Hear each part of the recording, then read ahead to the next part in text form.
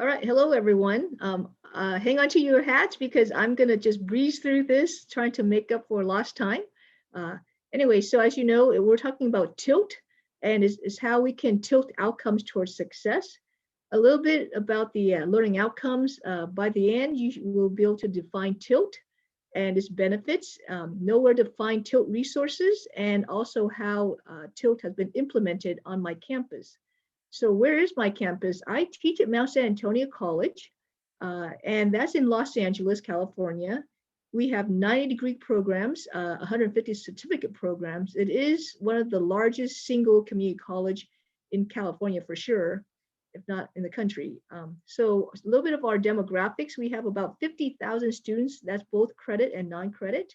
More than half are female, and predominantly more than half are Latino, with uh, Asian Pacific Islanders, and then white, and then very few, a small percentage of Black. More than half are part-time students, and most of them, a third of them or so, in their early 20s, about a quarter in their teens, and then the rest you can see for yourself. So in fall 2019, I became faculty outcomes coordinator, and on my campus that means 60% reassignment time. I became co-chair of the outcomes committee, but we have no budget. To be honest, I don't think anyone else want the job, so I kind of got it by default because I'm the only person who answered the ad, and I did not have any prior experience. Um, but I want to change the current practice. So this picture of the goldfish with the shark fin, that's kind of like me. I'm the little goldfish, and they're expecting the shark to coming in to redo and revamp how we do assessment. So the first thing I did was I did a faculty attitude on assessment. I surveyed our faculty. Now remember, this is pre-COVID, and we had to come in, pick up our printing. So I figured this is a good central location on campus where most faculty will have to come in to pick up their printing. So I just wrote a quick 4-question survey, and our campus have 1,300 faculty altogether. So I figured 10% of the population is what I was shooting for. And by the time I'm done, I spent 2 days at the print shop, and I just pretty much approached everyone who came through the door and asked if they would be willing to answer 4 quick questions. I gave them a little bit of a snack as their little incentive to give me a little bit of their time. So what I ended up with, 119 faculty complete the survey, and about a third were full-time and 2/3 were part-time. Um, Interestingly, 65% of our full-time faculty were either indifferent or hated SLOs, and 40% of our part-time faculty were indifferent or hated SLO. And I am one of these full-time person who really didn't understand SLO, didn't understand the benefits of it while we're spending our time doing it. So I can sympathize with my full-time colleagues. Then I started looking into our assessment practices on campus. We have our SLO data collected and reported every 4 years, and it's connected to our curriculum review cycle. Unfortunately, all the data that faculty report are aggregated data, and it's pretty much, well, they set the criteria for success, and then they just say, yes, we met it, or no, we didn't. There's really not a whole lot we can do with it. And the question that we ask faculty, well, how did you use this data? What does it inform? How does it change anything? And that question was often left blank. So it tells me that we're not closing the loop. There's definitely a missing link. And consequently, that's why a lot of our faculty thinks it's a waste of time. And I agree. So then something came along called the WASC Assessment Leadership Academy. You may have heard of it. I brought this to my supervisor, which at the time was the vice president of instruction, and say, I really have no training, but I think ALA would provide me great training. It's certainly hosted by WASC, so it's a very reputable organization. So they agreed. They sent me to ALA. I became part of cohort 11. It's an intense 10-month program, and I would highly recommend this to anyone and everyone who's interested in really getting a good understanding of assessment and leadership. Consequently, part of, now that I've finished cohort 11, ALA, I'm now part of the network of assessment professionals, so I can reach out to them as well And these individuals are people from community colleges, private schools, all the way up to, R1 institutions, and is nationwide. So it's a great activity, great idea. Please see me if you're interested in more about ALA. But anyway, we do a lot of readings in ALA. One of the article that I read is this article right here, is a teaching intervention that increases underserved college student success. Of course, the topic right now is equity. So this is totally in line with what we're talking about today. So upon reading this article, it led me to this webpage right here, Tilt in Higher Ed. So if you can just hang on with me, I'm going to take us to this webpage.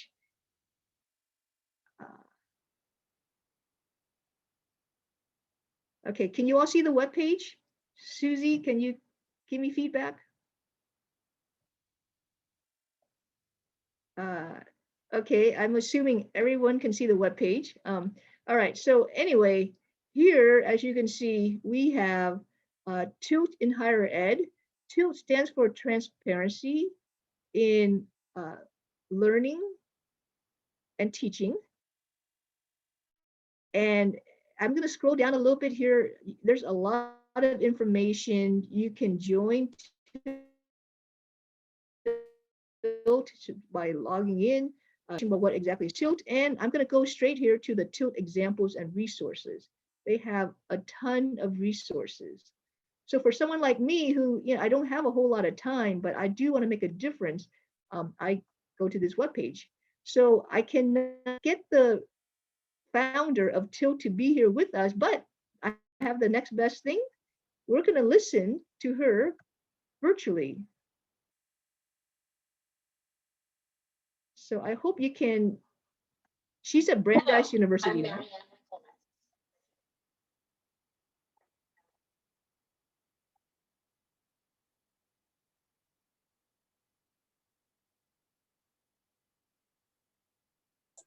We lost audio, I think, Kim, from the video.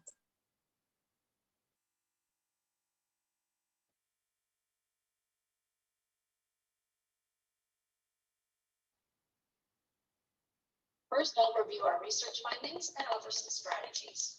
And I hope you'll consider some teaching practice.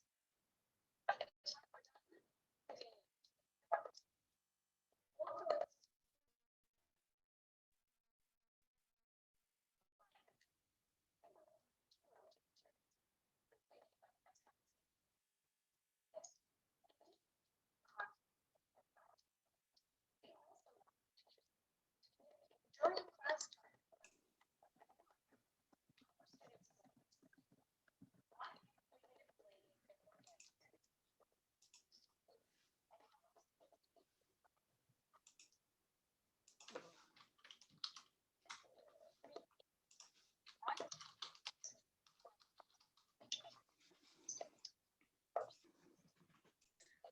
Yeah, sorry, Kim, to interrupt. I think you might need to stop screen sharing for 1 second. And then when you hit screen share again, there is an option to utilize computer sound that should hopefully improve the audio.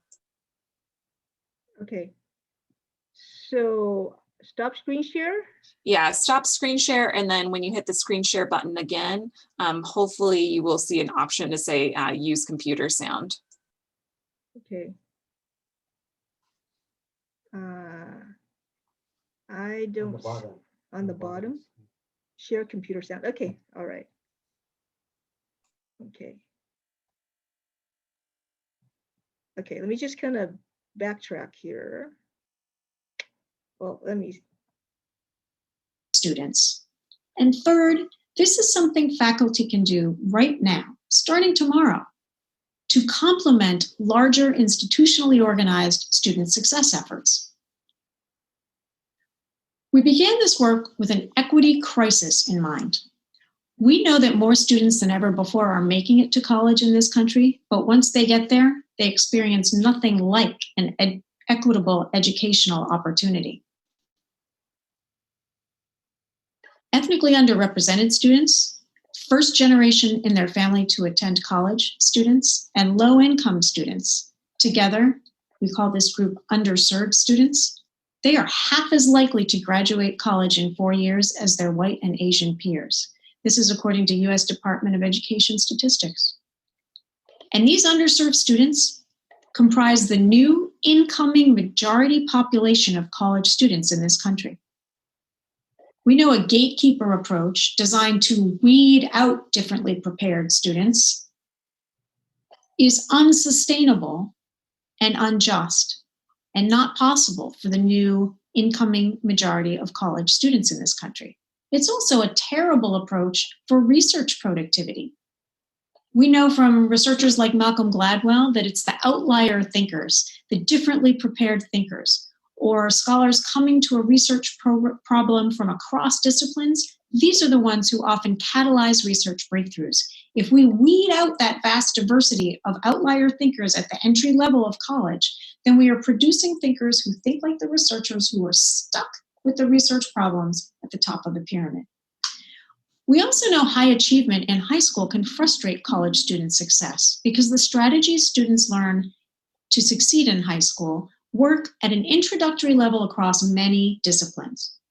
But in college, students are challenged to think more like experts in disciplines, where there are specific methodological approaches, techniques, and tools that are particular to each discipline. These are some of the reasons why we have an equity crisis in higher education. And here's how it often appears to teachers in the classroom or in their online classrooms. I asked faculty across the country to identify the barriers to their own students' successful completion of academic work in their courses. They identified 4 main types of barriers.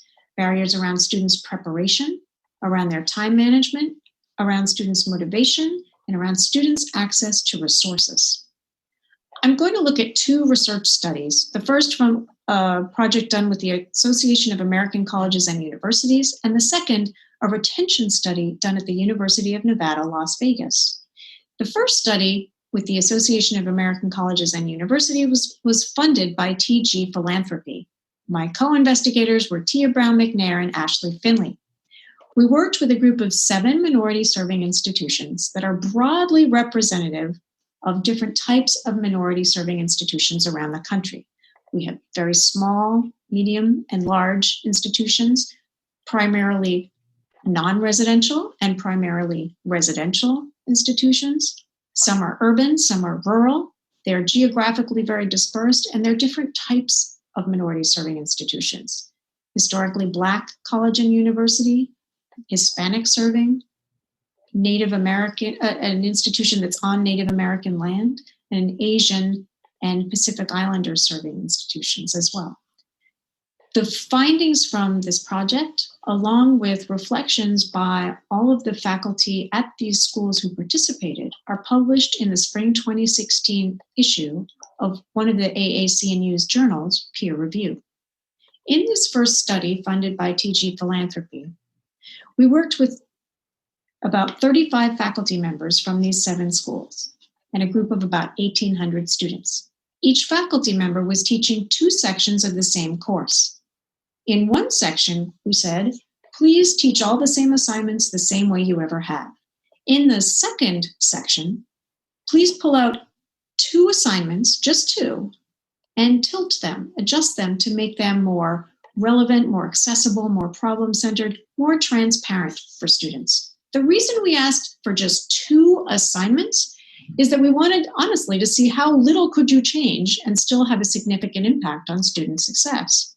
Here was what we asked the teachers to do. In your own way, at your own discretion, please communicate about 3 aspects of the work before students begin working on the assignments. First, the purpose. What skills would the student practice and what knowledge would they gain? And how are these useful for students after college? Next, the task. What should students do and how should they do it? What steps to follow and what steps to avoid? For some teachers, this presented a problem. Some of our faculty, especially in fine and performing arts and engineering courses, really wanted for students to spend the bulk of their work time figuring out a way to address the question. Some of our teachers were also worried that providing all the steps would make the work too easy for students. So for those faculty who wanted students to spend the bulk of their time struggling to figure out an approach to the problem or question, we recommended a purpose statement, something like this. The purpose of this assignment is for you to struggle and feel confused while you invent your own approach to addressing the problem or question. That might sound a little funny at first, but we think that is what helps to preserve the students' sense of confidence and their sense of belonging in college. It's powerful for students to know at the moment they feel most lost that that's exactly how they should be feeling. They are right on track and clarity comes later. The final thing we asked for that for teachers and students to communicate about together before students started doing the work was the criteria for success. This meant far more than just a checklist or a rubric, which students might perceive as just an overload of information or words that might mean something different to the students than they do to the teacher. So in addition to the checklist or rubric, we asked the teachers to bring in several examples of real-world work in the discipline. We feared that if students had just one example, they might cling too closely to it, whereas several examples could be brought in by the teacher, who would then ask students to use the criteria for their own upcoming work to evaluate the success of these real-world work examples in the discipline. In this way, students and teachers could talk together about these examples, and students could see that there are various ways to achieve success, and that success can be achieved with different levels of effectiveness. This was a way for teachers to absolutely be certain before students started the work that all students had reached the same starting line of understanding about the assignments before they began working on them. Here's what happened.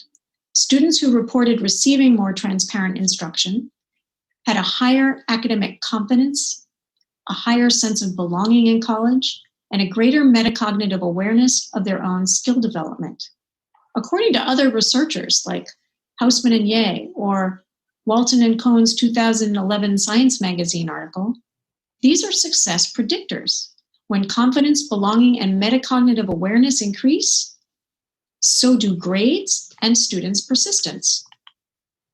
Here's what our results looked like in a chart form, and I point this one out to you to show that across all disciplines, for all students in our study, the size of the difference, or the magnitude of effect, the ES values in the middle of the chart, these were statistically significant and between small and medium in size. We did a baseline equivalence test at the beginning of term to be sure that no students were any more or less confident in their ability to succeed in the field or in school, and no students were more metacognitively aware of the set of skills that we asked them about, skills that employers value and that many institutions have on their list of learning outcomes.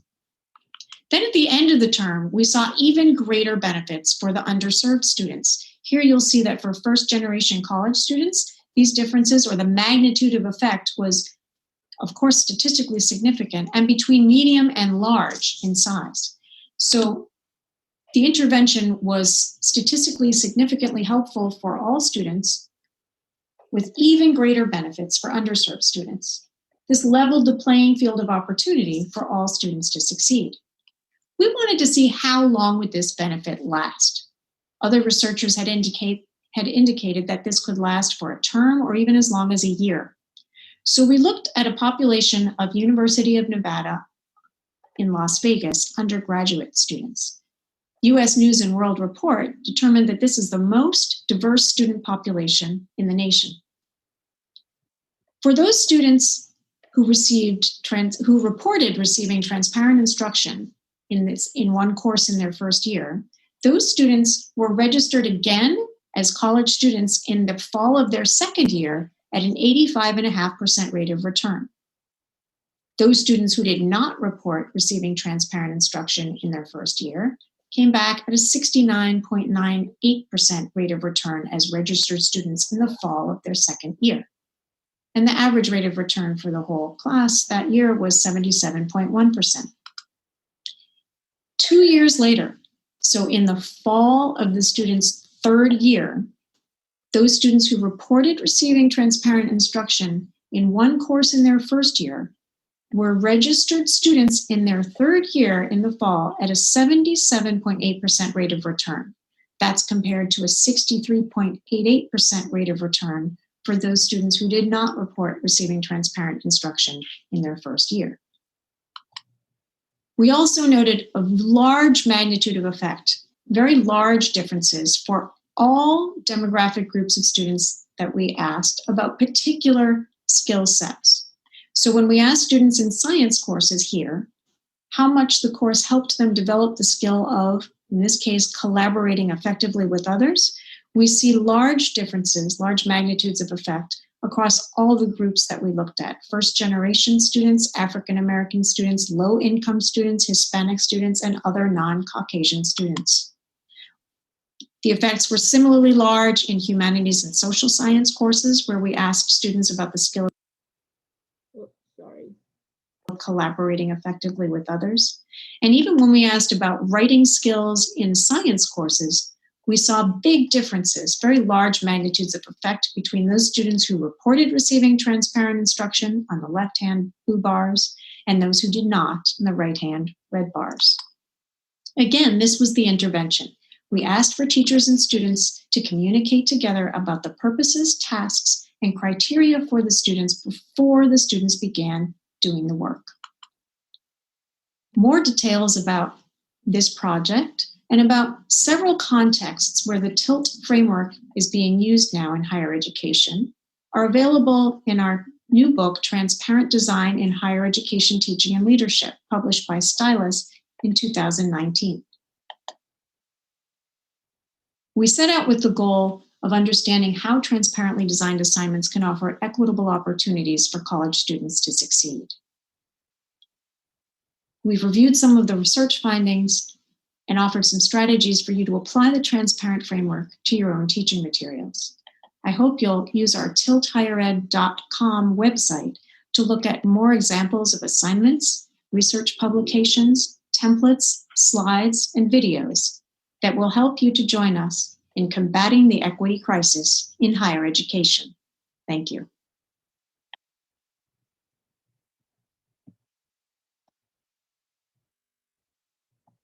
Okay, so going back to the webpage, as I mentioned, the Tilt Higher Ed have a lot of resources, and that was just one of the videos that we watched right here. That's the very 15-minute video there, but she has other stuff. And so to me is very easy, very simple to get started with, lots of references here. And if you scroll down, there are even examples. Faculty of various disciplines have offered how they have tilted their assignments. So this is, to me, it's a one-stop shop. It doesn't take a whole lot of effort, and that's why I want to share it with you, because I think this is phenomenal. All right, so now let's go back here to my slide. So we just visited the webpage. So I came back to my campus and say, hey, outcomes committee, let's get this going. So we pitched it to our faculty saying that, we're looking at improving student success. And just to make it a little bit more attractive, we asked for Guided Pathway for a mini grant to provide funding as a stipend for our faculty to participate. Okay, now how come it just stuck? Okay, all right, so advertisement, email, division meetings with department chairs, department meetings, we just kind of went out and got the word out. Then they email me and I send them a welcome letter with a brief overview of what it entails. We set up a Canvas course shell to host all the information, the training. So I have 6 modules. Each module have short 5-minute training videos for them to watch. And then I emphasize how SLOs are connected to their assignments. And that will ensure student success if we follow this template, hopefully, as it was shown in the research. And of course, I gave them referrals to the resources through the TILT webpage. And also we provided popular, common Q&A that our faculty asked so that people can read should they have questions. If not, they can always ask me through my email. Okay, so for the faculty side, we require them to do both pre and post surveys. We ask them to submit their pre and post tilt assignments so we can see what has changed. We ask them to look at the student performance data in fall 2020, which would be the pre-tilt, and then spring 2021, which would be the post-tilt. It's too hard to ask for faculty to teach two identical sections in one semester, so I decided to break it up with fall and spring to do pre and post comparison. And then of course, at the end of spring, we're gonna ask for sharing out of their findings. So the stipend that we're offering our faculty is 3 hours of non-instructional rate pay. Now I asked for 3 hours because technically, you know, creating assignments and grading assignments, that's part of our teaching load. So I cannot pay them for creating the assignments and teaching, and grading. However, I could give them compensation for their training time that they're watching these videos, and also to share out their findings and to do the comparison. So I figured 3 hours is not great, but it's better than nothing. Also for the students, we are also surveying our students in terms of pre and post tilt surveys to see if there's any difference in their answers. We are also going to be asking students to participate in focus group. And for those who are interested, they can also review assignments prompts and give us their feedback as to, is it clear? What do they think it means, etc. And then if students want, they can help us advertise tilt in future semester. So with all that, each student can earn up to 3 hours at $14 an hour, basically minimum wage. And that's also part of the funding that we asked for in the GPS mini grant. So now I'm really looking forward to June, because that's when we're going to have faculty get together and share out what they know. Right now, we have 85 faculties on our campus, both full-time, part-time, non-credit as well as credit, who have signed up to participate. They're now enrolled in the Canvas course. They are tilting their assignments right now over the winter intersession, so that'll be ready to roll out in the spring. And then, like I said, end of spring, we will have our sharing out. So in the future, hopefully, tilt will gain popularity on our campus over time. I'm anticipating that we will get good results. I hope faculty will appreciate how SLOs are linked to assessment and how it should be aligned with their assignments in the class. And also using this information to close the loop in assignment. I know I'm optimistic here, but perhaps we will get a group of faculty who are excited about tilt, and they can form a faculty learning community as well. So with that said, that's about it. Are there any questions? And this is my email, by the way. Feel free to reach out. I know I'm rushing it because I want to save time for questions. All right.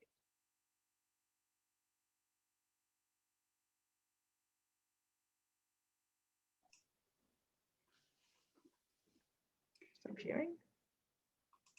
These are very, very, again, what comes to mind is our keynote and things that I hear in all those sessions, that it's really, it's not the faculty load that's the problem. It's really alignment of our efforts. So I'm glad you're pointing this out, that again, we are not trying to twist anybody's arm. You got to do SLOs, or you got to focus on this despite everything else that you're doing. It's the other way around. You look at what it is that you're doing and you rethink the practice. So again, I think you made it clear when it came with those the comments you made about the stipends, right? That you can't really pay people for this, because that's what we do. But I certainly appreciate the fact that you recognize the importance of training. I think that's professional development is something that's just of paramount importance here. That's just, we can't do it without this.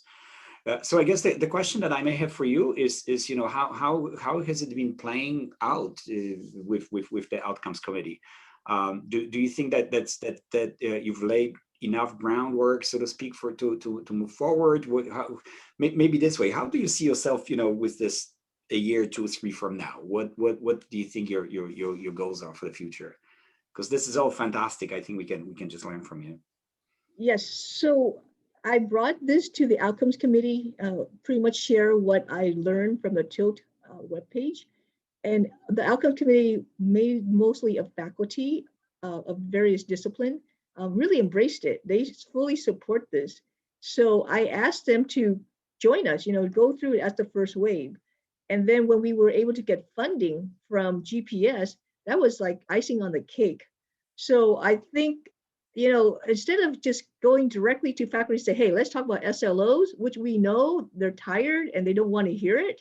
And I know they would shut me down. We're approaching it sort of like from the back door saying, hey, how is your student succeeding, especially your students of color, for example. And faculty are very motivated to learn about, hey, a new technique that has data to show that it has worked at other institutions. So that's what TILT is all about. They have about 10 years worth of data, of information. It's very well laid out on their webpage. They have a lot of resources. And it's a simple intervention. It doesn't take a whole lot on the faculty side if they want to take this on. You're talking about defining the purpose of your assignment, looking at what the task is, what students have to do, being very explicit. And then what does a good assignment look like? That's something that most students don't understand, whereas we think is, oh, that's common sense, right? But that transparency is something that many of us have never really looked at until TILT brought it up. And so now with that lens going forward, I think I think more and more faculty will embrace it if they know about it. So right now we're on the infancy stage. The outcome committee are fully supportive. Guided pathway committee is fully supportive. And it's just a matter of getting our faculty one at a time to try it, and then share out what they've learned. So hopefully it will gain momentum on our campus. On all our campuses. Yes, and that's why I'm here. I'm trying to share it with you because I hope that other people will take a look at this and see how they can implement it on their campus. Right. So again, I'm certainly happy to see that this is sort of like this reoccurring theme, that we started talking about the importance of assignment, of really making sure that students learn that there's competencies, that there's certain skills that they have to earn as a result of interaction with us, as a result of instructional process. So that's really fantastic. Do you know anything about the website that you presented? Are they expanding that library, or I just wonder how we could manage this, because it seems like there are certain areas that are well articulated on the website, but obviously this is not necessarily community college property, so to speak, right? So we can certainly share this as a resource. The question that I have is, how could we contribute to it? If you have any thoughts on that. You can register the enrollment process, because there are many faculty throughout the country that are already part of TILT. So by logging in and registering, your campus can be part of this movement. In terms of all the resources that I see, Marianne Winklemes has adopted the Creative Commons 4.0 licensing. So feel free to share. She's happy to share. I asked her about the surveys that they have used, the exact questions, so we can use that. I don't believe in trying to reinvent the wheels, so she is more than happy to share everything. Just very easy to talk to. I emailed her a couple of times and her response has been prompt. So yeah, I can't say enough about TILT and Marianne Winklemes. I mean, she's great. Excellent. Thank you very much. This is very inspirational again, so thanks.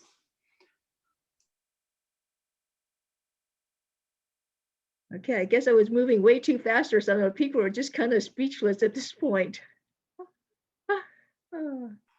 Yeah, I have a question. My name's Eileen Gonzalez, and I'm from Fresno City College, the nursing department.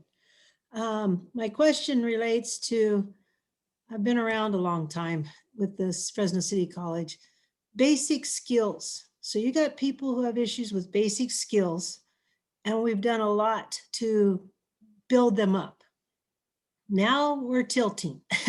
Now you're asking professors to tilt because the students made it through those beginning classes, Now they're trying to enter through harder classes, Chem 1A, Chem 1B, whatever the class is, English, the highest level English. It's kind of hard for some faculty to say, we want to make it, I like having a higher thinking of my class. But now we're being asked, I'm just going from a feeling, okay? I'm not pointing fingers at anybody. I'm just trying to say that when we're asked to make it transparent, or sometimes it's hard for faculty to say, now I got to make it easier for the student to get through. Because you're saying, make it a little transparent, and the equity word is there. I get it. I totally understand because I'm Hispanic. But the issue still, I'm just saying, it's hard for some faculty, I believe, to go from simple to complex. When do we say we're simple and at the basic skills level? And when do we say we're at the higher level without making it transparent? I'm not even sure if I even know what I'm really asking. Yeah. Because I'm seeing that when I went to college, it was hard. That was 100 million years ago with the dinosaurs. But now students are getting through, seems a lot faster than I ever got through. I don't understand how they're doing that. And it's not as hard, doesn't seem, to get through. It's the acceptance into these major colleges and programs are the hard part. Getting through the classes seemed to be, God, a lot easier. And it was hard 100 years ago.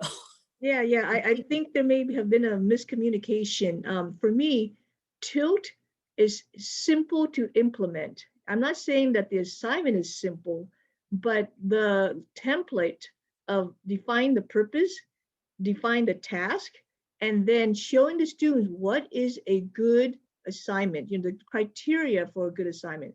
I know some of us have been working on rubrics to help our students understand what's the difference between an A paper or a B paper or a C paper. But honestly, those are just words that we understand what we're saying. But you have to remember, for our students who may never taken your class before, they have no idea what's relative to what. So by giving our examples of what we see as, oh, this is a great A quality assignment. This is what I'm looking for. Here's the checklist. This is the rubric. It meets all of these criteria. This is what it looks for. That's transparency. And that's something that students do not understand until they have, really gone through it. But sadly, if they gone through it and they don't do well, then they get penalized because they didn't understand what we mean when we say be clear, right? What we mean when we say use supportive evidence. Stuff like that are very basic skills, but for that faculty member to define what exactly is that they are looking for in their assignment, I think that would help our students understand better. So you can have higher orders, you can have critical thinking. You just have to explain to the students, what does higher order looks like? What does critical thinking looks like? And then hopefully the students will understand how to do better. And that's evening the playing field, right? Thank you. It's very clear. Exactly. Yeah. The other thing is I refer you to those sample assignments on the TILT webpage. You can see the pre and post, so then you can understand what happens when they tilt the assignment as well. Thank you, Eileen. Okay, I see it's 12:30, so I guess it's time to yeah, we have the next event starting in 15 minutes. So yeah, it's kind of grab something to eat, sit down and listen again, I think. Okay. But All it's right. great. And again, I apologize for the tech issues. That's, again, it's a huge event that we are running. So I'm just happy that it worked out finally, and we got to listen to this. This was just really very informative. So thank you very much. Okay, thank you, Yarek and Susie. And I totally understand technology happens. I was worried that I would have I would have poor internet connection today. So thank you so much for trying to. You did an excellent job.